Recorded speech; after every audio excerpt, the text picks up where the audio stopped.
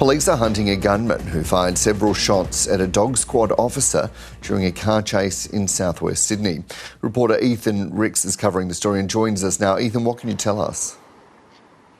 Yeah, good morning, Dan. Well, police say that an officer and their dog are lucky that they weren't injured in this shooting, which took place in the early hours of this morning. It all started when police were called to a home in Ensor Park around 1:30 a.m.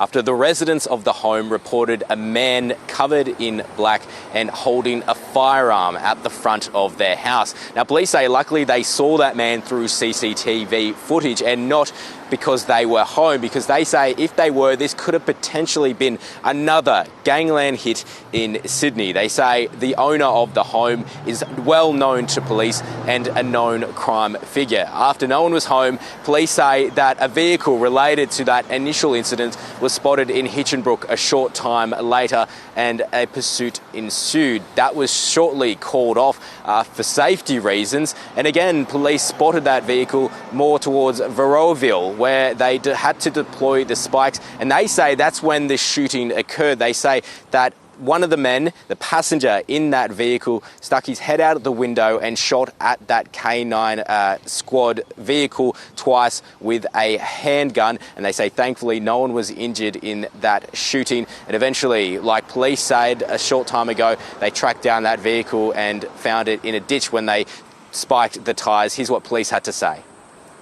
That vehicle continued on past the dog 60 and was spiked by our highway patrol a little while later and ran off the road into a culvert, a ditch, and the driver of the offending vehicle was arrested by police on the scene, and the passenger of the vehicle ran off.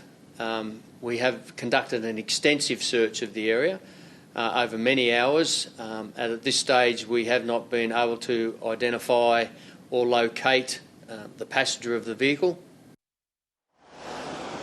Now, that 20-year-old driver, male driver, remains here at Campbelltown Police Station. He's still being questioned by police, but they say he isn't assisting them with their inquiries. They've still been unable to identify the passenger who they believe shot those bullets towards that police car, and they say he remains on the run. They haven't been able to find him yet. They've closed off that perimeter that they set up initially earlier this morning in Varroaville, which was a huge, extensive operation by police. You saw dozens of police cars, the SWAT team, the K9 unit, the whole lot. Police are still searching for that man. They believe he's likely left the area and found his way into the residential suburbs. They believe because this was a targeted gangland hit, they believe there's nothing for residents to fear at the minute. They're still waiting to charge that 20-year-old who is unwilling to speak to police. In the meantime, police say not to approach anyone they believe could be involved in this incident.